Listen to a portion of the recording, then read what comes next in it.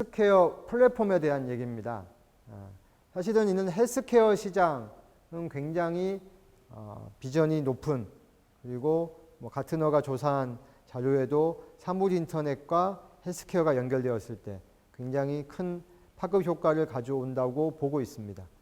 그동안 과거의 헬스케어가 사실은 급성장을 하지 못한 이유 중에 하나는 사용자의 자가 측정 정보, 즉 생체 신호를 수집하는 절차가 굉장히 복잡했기 때문입니다. 그러니까 어떤 환자가 주기적으로 자기의 생체 신호를 잘 정리하고 수집할 수 있었겠습니까? 그런데 이런 것들이 사물 인터넷의 센싱 기술이 발달하면서 이제 일상 관리화가 가능해지는 수준, 그러니까 나의 생체 신호가 가만히 있어도 수집이 되는 그런 단계까지 왔기 때문에 사실은 헬스케어가 지금 더 빠르게 성장을 하고 있는 시장이 된 거고요.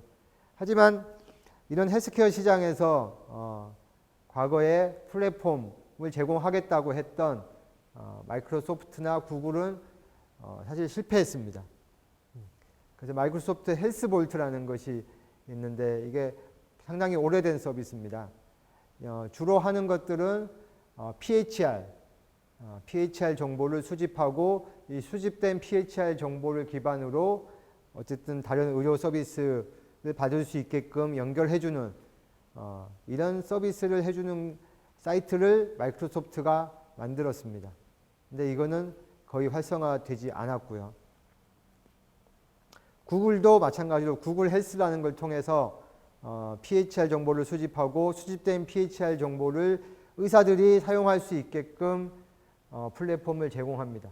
근데 문제는 이 구글 헬스, 마이크로소프트 헬스볼트 실제로 수집을 하는 환자들의 문제가 아니라 이 정보를 활용해야 되는 의료진이 움직이지 않는다는 것이 문제입니다. 그래서 의료계는 이 정보를 전혀 활용하지가 않아요. 그러면 환자가 아무리 잘 수집하고 정리를 해놔도 쓸모없는 정보가 되는 거죠. 의료진이 판단해 주지 않는 정보. 그래서 아까 앞서서 애플이 세웠던 플랫폼 전략, 의료진을 먼저 움직이게끔 하는 전략은 굉장히 주요할 거라고 보고 있습니다. 그래서 소비자는 환자고 공급자가 병원인데 이 병원과 환자를 연결해주는 플랫폼의 역할이 필요한데 이 플랫폼 역할에서 마이크로소프트나 구글은 소비자인 환자에만 포커스가 맞춰져 있었다는 것입니다. 그래서 공급자에 대한 비즈니스 모델이 없었기 때문에 이런 경우 양면 시장의 한쪽 면만 바라보는 플랫폼은 거의 실패한다고 볼 수밖에 없습니다. 근데 이제 재미있는 사례인데요. 이제 구글 글래스를 이용해서 EMR을 입력하는 서비스를 만든 스타트업 기업입니다. 그래서 사실은 미국의 큰 종합병원들은 대부분 EMR 형태로 데이터가 저장이 되게끔 되어 있는데 의사가 하루에 병원에서 일하는 시간 중에 거의 3분의 1이 EMR을 입력하는 시간이에요. 그러니까 진료를 보고 환자를 대면하는 시간이 3분의 2이고 70% 정도고 나머지 30%는 그 진료 기록들을 입력하는데 시간을 많이 뺏긴다는 거죠. 그래서 이 스타트업은 이 구글 글래스를 이용해서 EMR을 환자를 진료를 보면서 EMR을 입력할 수 있게 만들었습니다. 그래서 의료진들이 이 서비스를 굉장히 좋아하고 또 많이 이용하려고 하고 있죠. 그러니까 구글 글래스도 실패했고 구글 헬스도 실패했지만 이거를 이용한 부가 서비스는 성공할 수도 있다는 것이죠. 앞으로 헬스케어 시장에서 스타트업이나 중소기업이 꼭 구글이나 마이크로소프트, 애플이 아니더라도 성공할 수 있는 기회를 만들 수 있다는 사례를 가장 잘 보여주는 회사가 이런 회사고요. 이 회사는 언젠가 불과 얼마 지나지 않아서 굉장히 높은 가격에 구글이 아마 인수를 하지 않을까 생각을 합니다. 아까 구글 헬스가 실패한 이후에 이제 다시 구글 핏이라는 두 번째 헬스케어 플랫폼에 구글이 도전을 하고 있습니다.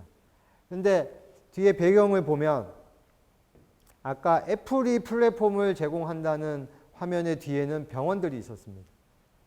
미국의 세계적인 병원들이 뒤에 배경에 깔려 있었는데 구글의 구글핏은 뒤에 병원들의 모습을 볼 수가 없어요. 그래서 디바이스를 만드는 회사 로고나 나이키, 아디다스, 스포츠, 의류 뭐 이런 쪽에 기업들만 있는 거죠. 그래서 여기는 웰니스를 위한 서비스를 만드는데 포커스를 맞출 수밖에 없고요. 그래서 많은 사람들이 구글의 안드로이드 디바이스를 위한 헬스 키트인데 그런데 이제 그게 전부다. 그러니까 별 기대할 게 없다라는 의미의 평가를 하고 있습니다.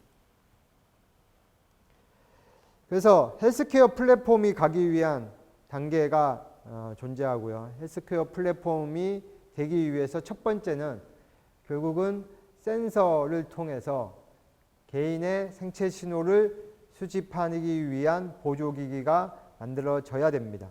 그런데 이 보조기기를 만드는 과정에서 주의해야 될 점은 결국은 가격과 가치의 차이를 잘 이해해야 된다는 거죠.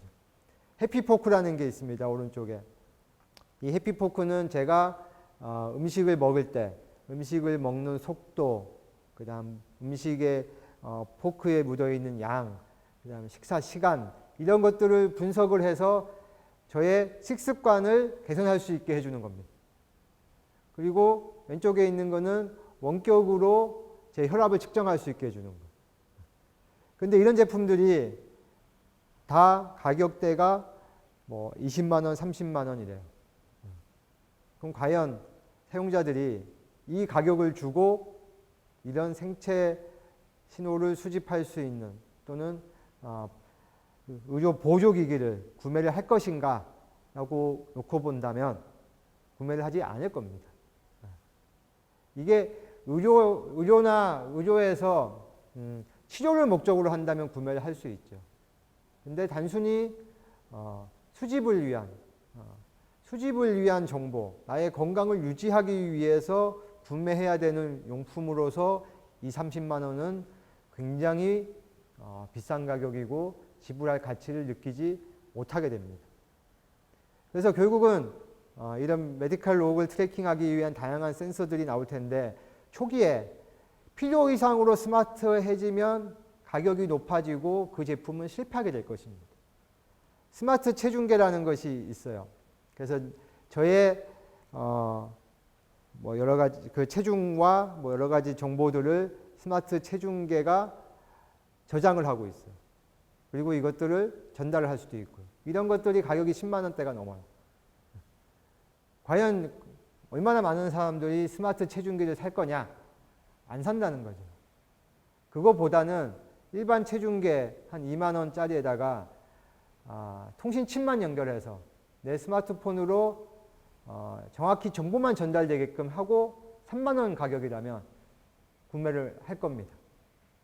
그래서 초기에는 스마트한 기능보다 센서를 통해서 수집된 정보를 잘 전달할 수 있는 기능까지만 제공해 주는 것이 오히려 더 효과적인 초기 시장을 진입하는 방법이라고 생각이 들고요. 그리고 이러한 근거에는 사실은 그 허브 역할을 하고 있는 스마트폰이 다 가지고 있기 때문입니다. 굳이 센서 자체가 헬스케어 센서 자체가 스마트해질 필요가 없다라는 거죠.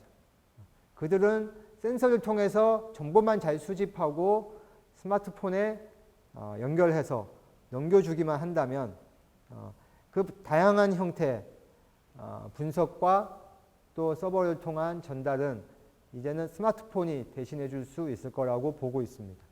그래서 헬스케어 허브 역할을 스마트폰이 하게 될 것이고 이 스마트폰은 다양한 의료 보조기기로부터 데이터를 수집하는 역할을 하게 될 겁니다. 그리고 세 번째 단계에서는 이런 수집된 의료 데이터를 저장하고 관리를 하고 분석을 할 수 있어야 됩니다. 그래서 이렇게 수집된 다양한 정보들, 사실 과거에는 진료 기록만 저장했기 때문에 그렇게 많은 데이터는 아니었는데 이제는 일상 관리화가 되면 24시간 나의 생체 신호가 로그로 계속 쌓이게 됩니다. 그 로그의 양이 어마어마해질 거라는 거죠. 그래서 빅데이터 분석, 빅데이터 관리가 필요할 수밖에 없고요. 또 이런 로그들을 지속적으로 쌓고 거기에 대한 학습이 이루어지면 질병을 예방하는 효과뿐만이 아니라 질병을 예측할 수 있는 단계까지 발전할 수 있을 거라고 보고 있습니다. 그리고 네 번째는 이해관계자들과의 매핑. 그래서 어떤 스마트 헬스케어 관련된 디바이스, 그 다음 네트워크가 있다면 이 이해관계자들, 환자와 의사와 가족, 이런 이해관계자들에 연결된 시스템이 필요하고요.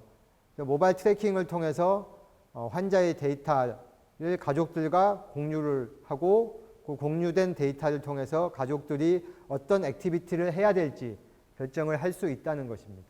그러니까 고혈압 환자, 혈당이 측정을 했을 때 혈당이 높아지면 혈당에 맞는 식단을 제공해야 되는 상황이 가족들한테 있다는 거죠. 그래서 단순히 의사와 환자와의 결합뿐만이 아니라 의사와 환자와 가족 간의 결합, 이 모두가 다 이해관계자가 되는 것이고요. 스테이크홀더 매핑에서 이해관계자에 따른 사용성에 대한 부분들도 고민을 해야 되는 부분입니다. 그리고 앞에 O2O에서도 나왔던 서비스고 사문 인터넷에서도 얘기를 했었지만 이렇게 수집된 로그, 사문 인터넷 센싱을 통해서 수집된 로그들은 헬스케어의 다양한 다른 서비스와 연계할 수 있는 매시업 서비스를 통해서 더 발전하고 확장할 수 있을 것입니다.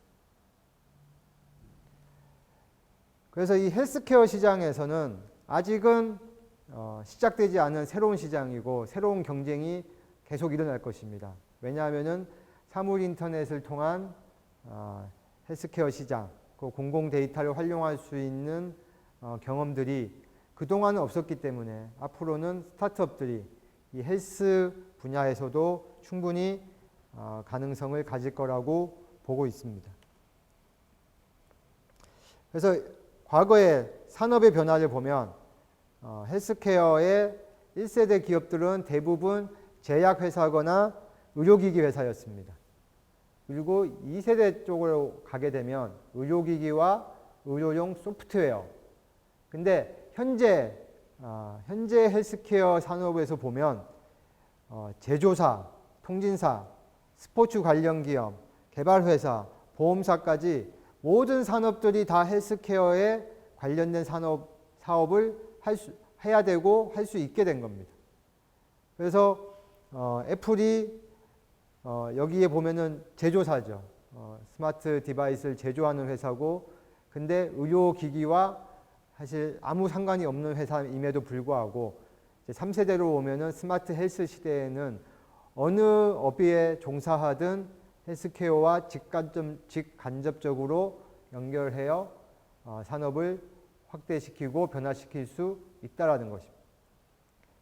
그 과정에서 이제 공공 데이터 포털에서 제공해주는 정보 중에 헬스케어에 관련된 정보가 굉장히 많습니다. 보건의료 쪽에 600개가 넘는 그 식품의약안전, 건강보험 쪽에 이런 다양한 정보들을 제공해주고 있기 때문에 이 정보들을 잘 수집해서 이 수집된 정보를 가지고 헬스케어의 스타트업들이 쓸 수 있는 컨텐츠로 충분히 활용이 가능할 거라고 보고 있습니다.